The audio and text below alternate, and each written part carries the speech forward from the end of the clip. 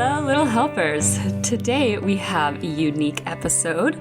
We are very lucky to be joined by special guest, Danny Docile. He is a content creator of ASMR, which is Autonomous Sensory Meridian Response. This is really interesting to us because KB and I study misophonia, and ASMR is related in certain ways. It has been seen to temporarily relieve depression, chronic pain, and just sort of gives feelings of relaxation and well-being.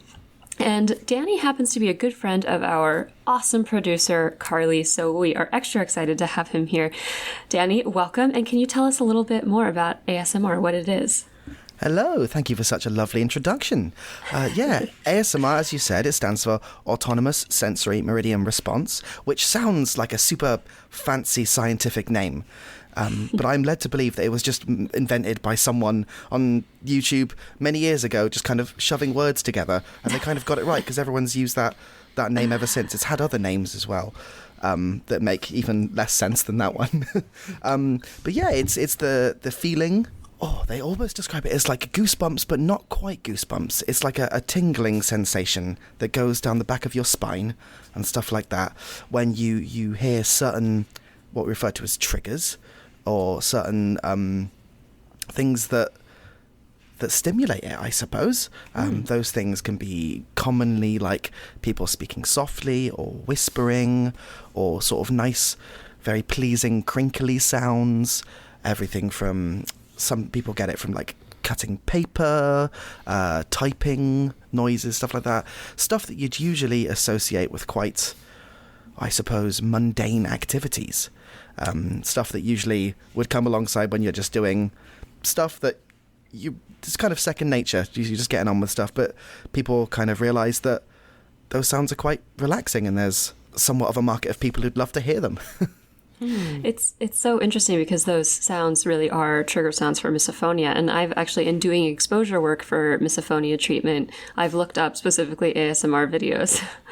So the same thing, the same sounds basically, I guess, can create rage and irritation or intense pleasure. Yeah, that's super interesting. That's super interesting because, something that ASMR community found out quite quickly when it was sort of becoming a thing, like when it really started to blow up, maybe 2014, 2015 on YouTube, is that there was this huge dichotomy between people going, this is amazing, it helps me sleep, I've never found anything like this before, and you have the other half of people going, oh my god, I've never felt such awful I've never felt so awful that I do right now listening to this specific thing. So yeah, hearing that makes a lot of sense to me. Danny, tell us how you got into this before we dive more into the sounds and how you make it and all the cool stuff that I'm dying to ask you. But how did you get into doing this?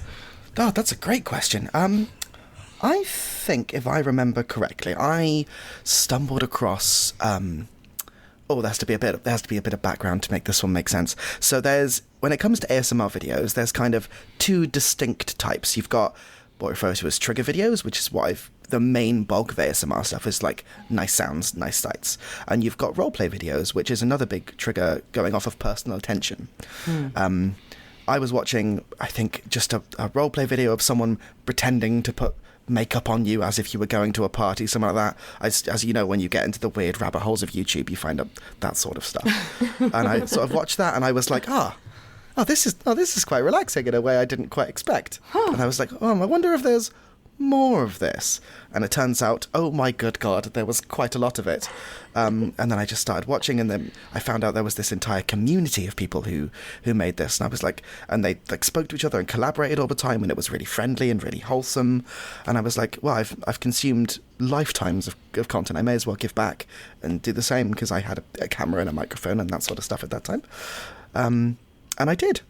And I started making content in my own way, because the usual sort of stuff that was being made back then was quite was lovely and vanilla, but I can't keep a straight face whilst just doing repetitive tasks over and again. I bore myself, so I was doing it in a very silly way. But that's how I found my in as it were. What was the content that really spoke to you at that time? You've consumed a lot of different videos and... Oh, sure. Yeah. Sure, I think I've always had a love for personal attention sort of role-play videos and stuff like that, where you're combining the triggers with, like, realistic, quote-unquote, situations like medical exams or...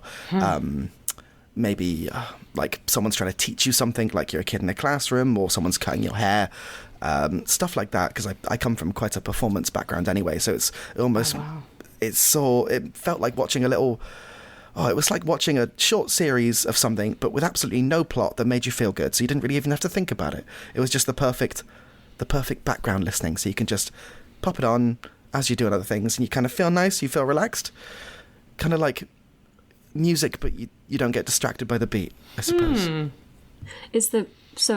But the point isn't to like make, because you said medical examination, the point isn't to make like a nerve-wracking situation relaxing. It's just pure like, here's something to look at while listening to the sounds. Well, it's a really, really good point, because that's, I suppose, a point of, well, not contention is the wrong word, but it's a people don't really they disagree slightly on why it particularly is relaxing. Because some people say, well, usually the steps of going through the opticians and stuff like that, for some people can be quite stressful, but the repetitive actions and stuff like that and the intimacy of that environment can be quite nice, but it's often not seen in quite a nice way because, well, you're stressed, you're in a medical environment, some people don't like that. So the idea of watching this happen with absolutely no stakes, because it's, well, you're not really there, you're sat in your bed or something like that, it just adds an extra layer of almost like dream-like freedom to the experience, where you can just experience it without the pressures of that. Yeah, I imagine. I was surprised to know that was one of the content, because that sounds so aversive, right? Like, but oh yeah. So when you have a just sound and the role play, what is it like? You hear certain sounds and then watch a scene, and do they look in the camera and act something out? Yeah. Are you watching someone be medically examined while hearing the sounds really clearly? There's a couple of different ways to do them. By far the most common one is sort of a POV, a point of view one. So the camera lens is the person's eye, so it's always done straight to camera, as if the viewer is the person they're treating on. And it's done through that. Like, people have this fancy microphone called a 3DO, which it just looks like a stand with two ears on it, and it captures perfect like 3D sound. Mm-hmm. And so people use that to like make it as immersive as possible, so it really feels like you're there, and the sound is very it's very immersive. So I think the idea is to make the user, the audience member, think as much as possible that they are in that situation.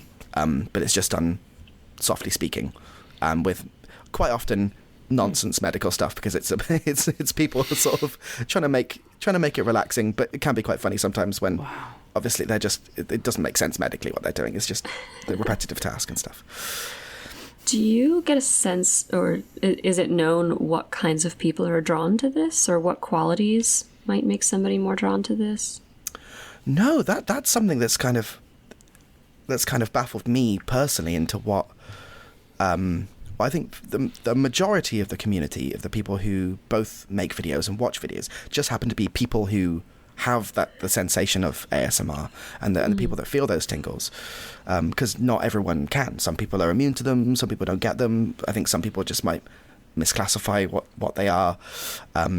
So I'd say that the defining feature really is just people who have, I think a lot of the comments I see are people saying, not particularly to my videos because I don't focus too much on the trigger side, but to the people who focus on the trigger, being like, oh, watching your video is the only thing that's made me feel this specific way I remember feeling as a child when my mum or my dad used to do this, and watching that video has brought that same sensation back. And I've seen that comment many, many, many times. So I think there's definitely a hit of sort of nostalgia to that particular feeling that draws people towards that community. I reckon anyway. Yeah, I was wondering about like loneliness and intimacy. I mean, having somebody whisper straight into your ear over and over is a very intimate feeling, and I'm someone who is afraid of intimacy, so I'm like, would I enjoy that? I don't know. That feels a little bit up close and personal. So I just absolutely. Yeah. But other people I could see loving that.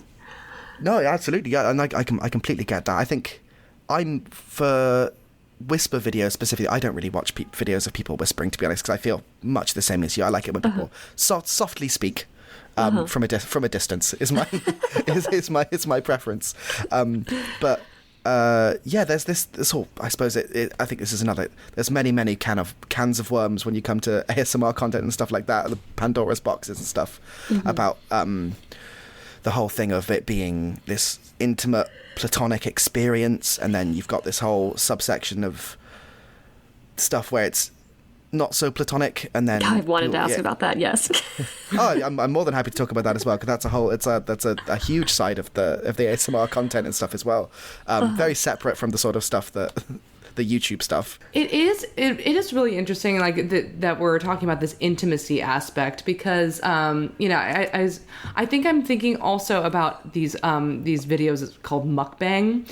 I don't know if you seem to know, but there's videos of women eating, and people are watching this. And oh yes, and yeah, and it really is interesting how this podcast is all about the relational side of mental health, and it's interesting how these videos or a lot of the content seem to be about intimacy or being taken care of or simulating something that you have as a child, like this almost, I just assume like an attachment feeling, right? The secure attachment of being like cozy and comforted and cared for.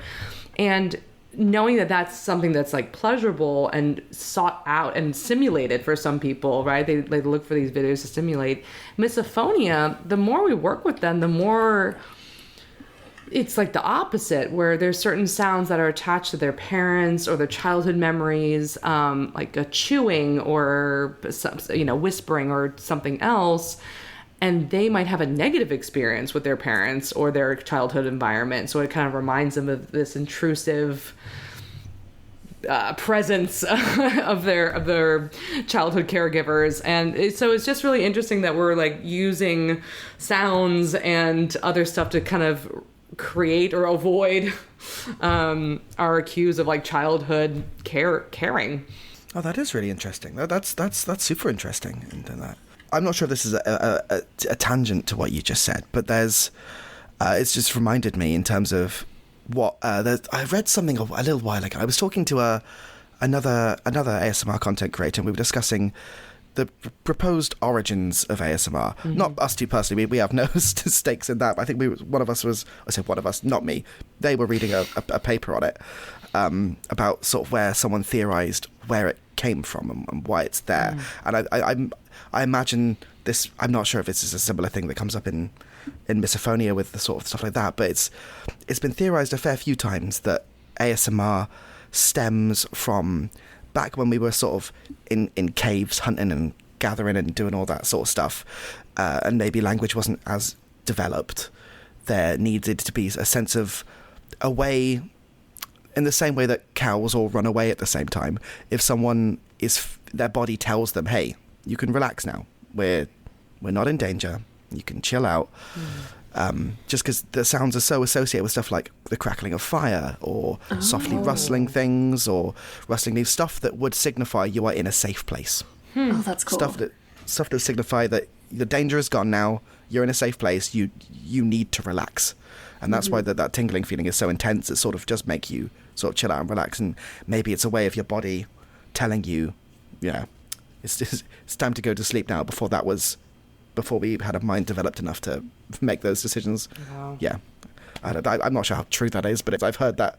We're going to go with it. That's cool. That's that's fascinating. Like signals of safety and comfort and being cared for, right? Now I'm thinking about it, medical examination. I was like, ooh, I don't want I imagine the dentist or being prodded, but if someone just being there and caring for me, I mean, that's, interesting. Oh, yeah. Absolutely. And these medical examinations as well, they're not they're not really going for realism. I think it's so chocked full of positive reinforcement as well. Like the videos, it's just a lot of personal attention. It's a lot of someone just telling you you're doing a great job. It's a lot of someone telling you, hey, your body's fine, your body's good, hey, you've never been healthier. It's always that sort of thing. So it's also a large part of it, I think, is just it's just almost escapism in a way as well. I think, as well as the relaxation. I need to send these to my hypochondriac husband. I was just thinking about it. I was like, he probably use that. Tell us more about the connection with mental health. I mean, Jacqueline mentioned that, there's some research showing that it helps with depression and all these different things. But maybe from your experience or the community that you've dealt with, like, what have you seen as how does this play a role in mental health? Oh, for sure.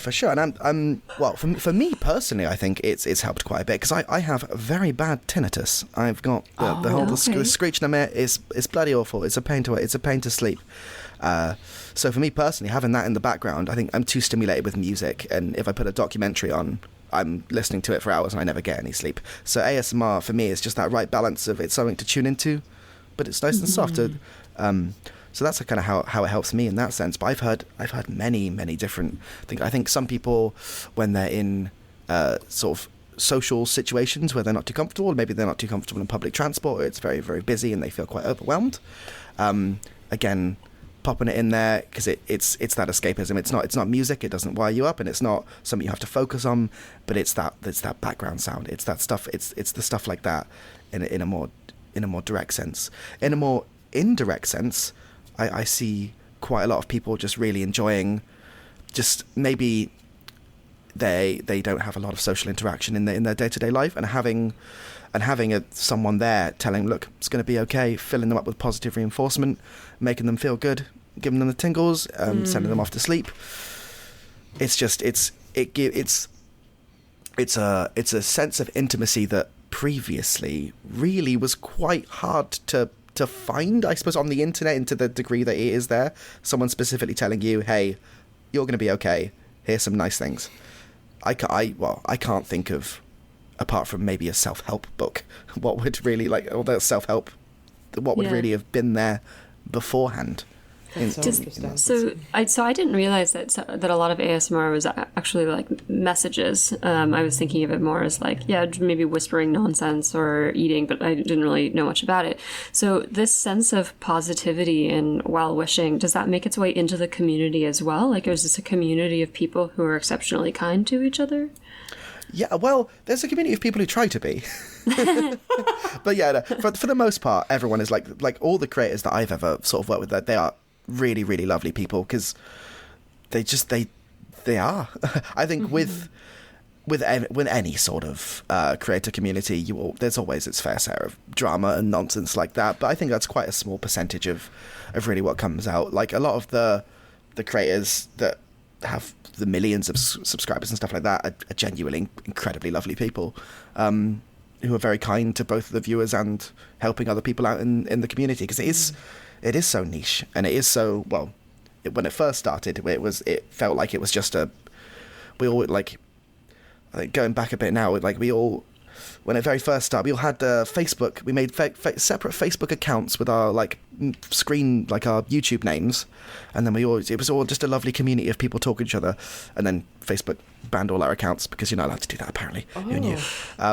But then, so it migrated, and then it got bigger, and it kept growing, and then it's a lot. It's less of a community now, but it's definitely full of lovely people who do lovely things. I'd say it's more wholesome than other community circles I've been in, but I might be slightly biased there. But oh, thank God, we need some on the internet. Wholesome communities. Yeah, that's very true. It's interesting that there's a community of people who like wanting to give care, wanting this intimacy, but from this, from this distance way of like on the, digitally, and it's really cool to think about the connection with sleep, which I'm sure is helpful for many disorders, right? But we have bedtime routines for babies, right? Like, you have a whole chunk of your life where someone carries you to bed and reads you a book and whispers and soothes and tells you you're okay and put it on night and go to sleep. And then when you're an adult, what do you have, like trazodone? Like, you just like, and I, so as you were talking, I was thinking about like, gosh, yeah, me and, a couple of my friends, we would watch Friends or some other kind of show on repeat before going to sleep, especially during COVID. And we joked that it was just this kind of, oh God, it's like friendship porn. It's just like, you know, when we're in isolation, just having some like soothing, familiar people around, and that would lull us to sleep. And it's just so funny that just huge transition from childhood to adulthood where we have to simulate that on our own, right? But it's just it's a big thing about sleep and with children. Oh, yeah. No, yeah, absolutely. Before I touch on that, there was something I feel like that just crossed my mind that I feel like I feel remiss not to mention from the before. I feel also, as I guess as a male ASMR content creator, I'm in an incredibly privileged position where I think if you were a lot of the women who make ASMR content, they were touching on sort of that intimacy and people caring for people and stuff like that. They've had a huge challenge since it's first started. One of people immediately branding it as something sexual, which it's not. It's you have people that are making the sexual content, but that's a different thing. And then also, I suppose if they're making the content that is intimate and is like that, it's going to attract people who sometimes maybe aren't, who do need that attention, who don't get that anywhere else, but they don't necessarily know what to do with it. And they have of all the communities I've been involved in and know, the people who get the most harassment or sort of stalking and horrible stuff like that have been people in the ASMR community, just because I suppose the phrase "it comes with the territory" doesn't seem quite right to say, but it's with the nature of what you're doing, and you're nurturing intimacy into that degree with certain people, and there've been lots of horrible experiences there. I was gonna make this. I feel like my point was gonna end there, but that seems like such an awful place to end a point. But as a guy who's doing it, I say obviously, but I don't get that. That's not something that's ever. But that is, I think it would feel remiss not to mention that when talking about the ASMR community. There is that dichotomy of, I think, people on the internet in general, I suppose. But yeah.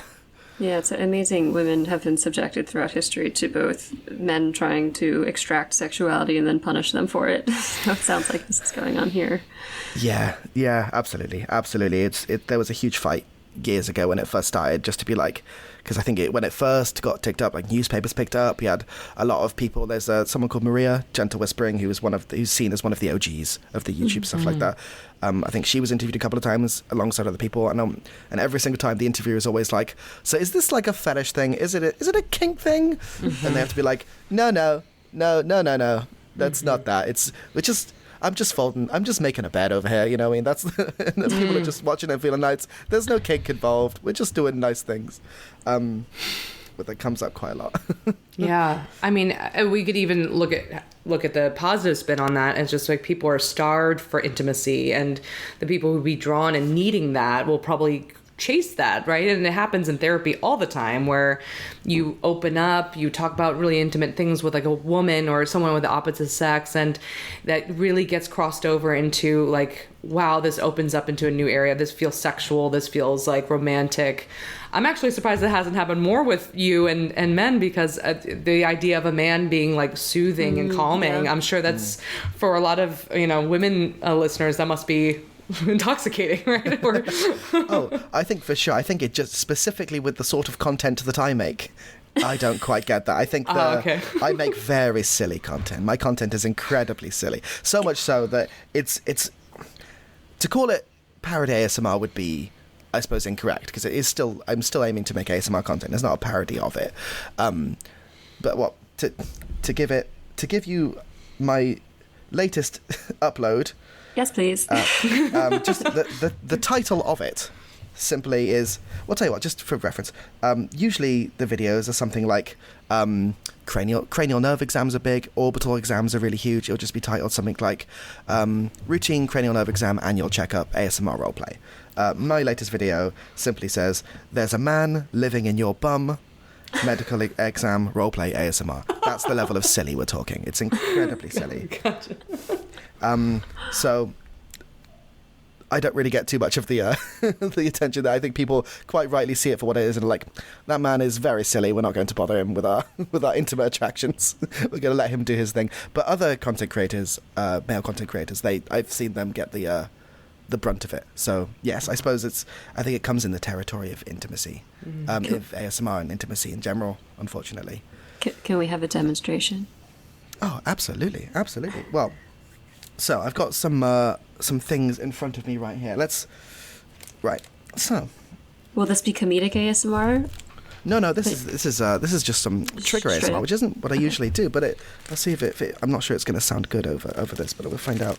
Right. So this is like a nice. It'll usually be done. I'll put my thing on so I can regulate my voice properly. So it'd usually be some soft speaking. I don't really do whispering. I usually do sort of soft speaking around this sort of volume, and there might be some nice sounds in the background. And I'd say, well, just go ahead and concentrate on this sound. Can you guess what this sound is? I mean, you can see it on video right now. You probably can't actually see what this is, but what this is a wrapper with a cake inside, because that's all I had near me. But it was a very nice cake. And they're sort of nice crinkly things. Makes very nice sounds. You've also I've got this paper here. I'm not sure my mic will quite pick this up, but I'm just going to flick through this paper and just have a little read of what I've got in front of me here. Let's see. Okay. You've got... Oh, very good. Very good. Lovely. Okay. Nice. Okay, that's fantastic. Thank you so much. Yeah.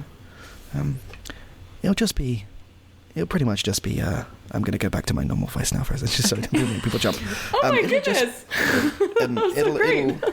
It'll just be stuff like that, but usually in situations where it makes sense contextually to make the sounds.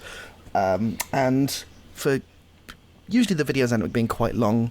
I mean, most ASMR videos, because I suppose they're designed for sleep or relaxation, so they're usually half an hour plus of just stuff like that. So sort of just tuning out and relaxing to it. That's so. I don't know if it was ASMR, but I had such an urge to giggle with glee because it wasn't necessarily the sound of the crinkling, but it was like a person who's softly talking to us and like showing us something really, really nicely. You know, like it had just had this caring vibe. I was like,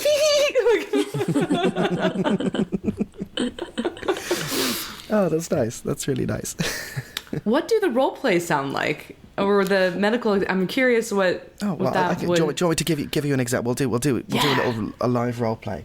Do you want me to do it as if I'm doing to camera, or would you like to respond in tow? Well, I'll give you the option. I don't know. I don't know. I'm nervous and excited. What? So I will do it to an imaginary person. So I will just I'll be talking to myself for it. Okay. So it'll be something like hello there. Hello, take a seat.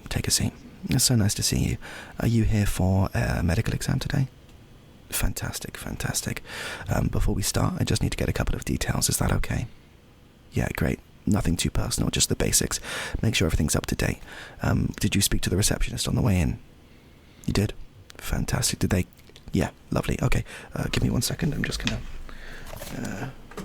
Okay, great. Can you confirm to me your first name? Yeah, fantastic. And your surname? Yeah, great.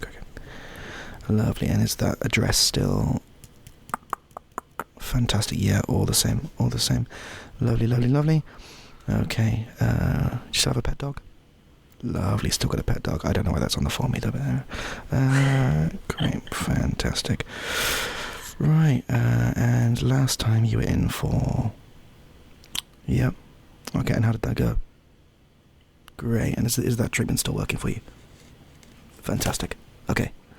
Right. Well, if you'd like to follow me into the office, and we'll continue there. Okay. Okay. Thank you. Normal voice warning. Wow. Yes. Something. It's usually like that, but for longer, and it's usually got the visuals in it as well. There are some people who do audio only stuff, but some people find it seeing it is quite relaxing. So that's part of it as well. Wow, that's so cool. I was surprised that it was mostly the routine things. I kind of expected like like the I don't know, the more physical, like, let me do the exam on your chest, or just something. That's also definitely part of it. There are people who do. They've got stethoscopes. They've got the whole kitten, shaboodle, that sort of stuff, and they pretend to listen to your heartbeat and do all that sort of lovely stuff, and they do the stuff with the opticians, with the chart in the distance and all that sort of stuff. Anything you can think of that would be a routine task in sort of the medical stuff, I guarantee someone has probably done it at some point in an ASMR video. I think that it's been going for long enough. I think people have ran dry of ideas, I imagine, at this point. So yeah, no, absolutely. It's anything. It can be anything, really. So can we talk about the sexual ASMR then? You said that is a big part of that. That's one community, or that's one subset. Yeah, absolutely. So was a bit of a history to it, I think. So ASMR just started as a whole thing, I think 2011, 2012 maybe, and it started off people watching, sorry, there's a bit of a preamble to this story. It started off people were just watching makeup video, like, you know when people teach you how to do makeup. It just started with people watching that, and people were like, oh, that feels nice. And then people were like, oh, well, and then it developed into the ASMR stuff, and then the roleplay stuff, then all that sort of stuff. And then it got heavy into sort of the whispering side. And then people sort of realised at that sort of crossroads of intimacy is you can either go down the road of platonic intimacy, or you can go down the sort of more romantic side. And you had people who did both and all that sort of stuff. But there was like a big push in the community early on to be like, hey, we have a hard enough time as it is, especially like the girls that were making content at the time being like, hey, my parents think I'm doing porn because people so it's hard enough to sort of explain, hey, no, I'm not doing that. It's very different, whilst all the media was reporting on the people doing the sexual side, and it had like a bit of a it was just quite confusing from the outset at that point to actually what on earth it was. So there was a bit of a split there, and then now you kind of have I think people get ASMR is not porn. I think they do. I think it had enough exposure. I think if you know what it is, I think you'd understand it's not. But there's like a current thing with the ASMR category on Twitch, for example, because it has its own category on the live streaming service Twitch, where people do it, and that is just softcore pornography because I think people very quickly, and rightfully so, realised that if you stream on Twitch doing intimate things, you get quite a bit of money, and I do not blame them one bit. So you have that there, and I think it's an odd thing because I think it's what's the right way to say this without sounding very strange? ASMR lends itself very well to pornography because of what it is, and then the intimacy, and it's another tapped thing that wasn't really around before in that degree and category. You now have people making like pornography studios that are very well renowned are making ASMR. They're putting that into their things, and it's going well. And it's developing well, and I think hopefully developing in now two separate directions. It's just confusing because they both have exactly the same name, so people get slightly confused. But I think it's definitely a community. It's definitely out there, and I think it's very interesting to see how it's being used for both relaxation in intimacy, and also intimacy in that sense. I'm very interested by it. I think it's... Yeah, I mean, it's interesting. It's relaxation versus arousal. It's just sort of the opposite of relaxation in a sense, but perhaps arousal with the aim of eventual relaxation. No, that's a very good point, actually. I'd never really thought about it like that. I suppose it's... Yeah, maybe relax in the pornography sense. Maybe relaxation isn't the right word. It's like... It's just that extra intimacy, isn't it? I suppose it's a scoop of... extra intimacy that it maybe didn't come about before people were making. Oh, it did, but it was very, very different. And yeah, is it explicit, or is it just more like a sexy girl is? I mean, the video I found that I didn't show to my client because it was a bit too suggestive was like a sexy girl eating strawberries in a sexy way, I guess, but it wasn't like explicit. Oh, for sure. I think, well, it's been around for long enough now. You've got the whole range. You've got everything from, as you're saying, quite softcore stuff of people just eating fruit in a sexy way, or maybe telling an erotic story in or just that sort of stuff where it is still ASMR in that sense, all the way to oh gosh, how do I don't want to be too graphic, to You can be graphic.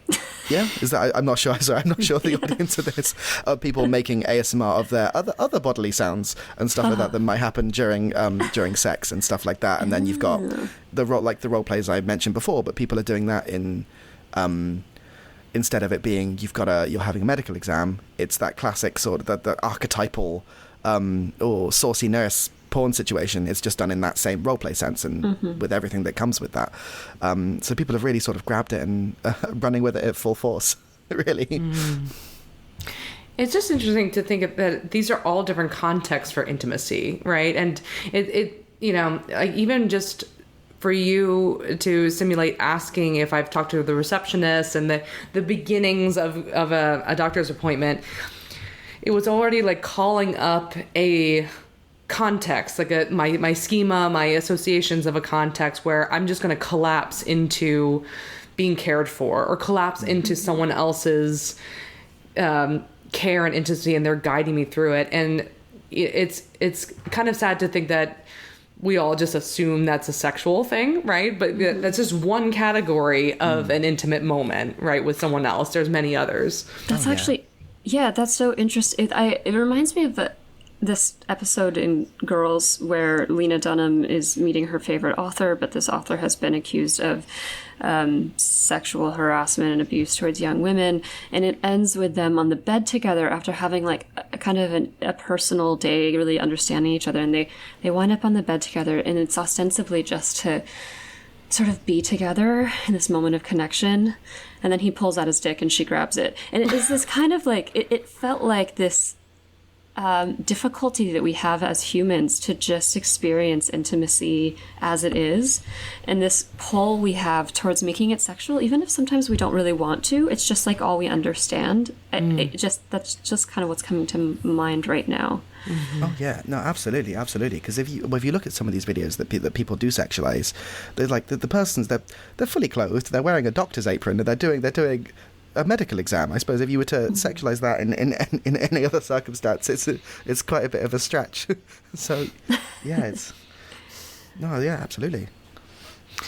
And so where do you want to go from here? I'd love for you to also tell us where we could find, where the listeners could find your content, but I'd love to hear where you're thinking in terms of where you're taking this, or what do you want to keep doing, or what's your current work, Oh, for sure. Well, you can find me at my YouTube name is Danny Docile. I think it might be Danny Docile ASMR, or youtube.com/Danny Docile is where you can find all my silly nonsense.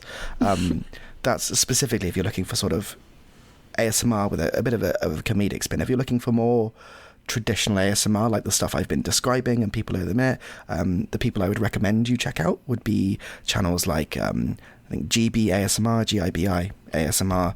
She's one of like the big roleplay people, and she does absolutely great work. People like channel name Shiver Me Tingles, which is a great name. It's just fun to say. They also make great work. There'll be great examples of just your classic ASMR stuff like that if you want to just learn more and watch stuff and have an idea about what I've to picture what I've been saying here. With me personally, I'm just really enjoying exploring with the form, really. I think ASMR is developed enough now that I can sort of have a bit of fun with it, and there's a lot for me to play off of and make. I enjoy sort of creating relaxing situations that are also very silly, or silly situations that are also quite relaxing, and just really seeing how far I go before someone just says, "That's enough now, Danny. That's silly. You've reached maximum silly. You can stop now."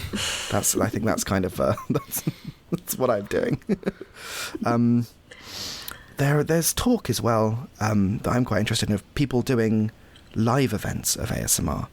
There've been a couple. There's someone called Behind the Moons. They're a French ASMR content creator. They did a couple of shows somewhere in France, and I've seen some pictures of where they did what I'm describing to you, but to a live audience, and they were behind like this perspex screen, and people wearing these fancy headphones, and they're like people sort of napping in the audience. Very, very interesting. And so I think that's probably going to be somewhere that this goes to in the future, and it's going to be a really interesting thing to explore, I think, in the live event scene, when it becomes more normalized and less, I suppose, stigmatized. But yeah, I think that's something interesting to look forward to. Amazing. Well, Danny, this was absolutely awesome. Could you tell us, our followers, in your best ASMR voice to please rate, review, and subscribe our podcast if they enjoyed this episode? Oh, absolutely, absolutely. Okay. Hey there. Could you rate, review, and subscribe if you've enjoyed this podcast episode? Thank you so much for listening. Is that good? Did we get it? Perfect. Danny, this was fantastic. I learned so much, and now I'm really interested in this whole world, especially because we love relationships and intimacy and how to bring people closer. And this is just I just didn't know that this was a big part of it. I thought it was just soothing sounds of babbling brooks. I didn't realize it had this whole intimacy component. So I'm fascinated. And thank you so much for doing this. Thank you so much for having me. It's been so lovely to talk to you both. You too. Okay, I hope that you all enjoyed this episode. We'll see you next week. By accessing this podcast, I acknowledge that the hosts of this podcast make no warranty, guarantee, or representation as to the accuracy or sufficiency of the information featured in this podcast. The information, opinions, and recommendations presented in this podcast are for general information only, and any reliance on the information provided in this podcast is done at your own risk.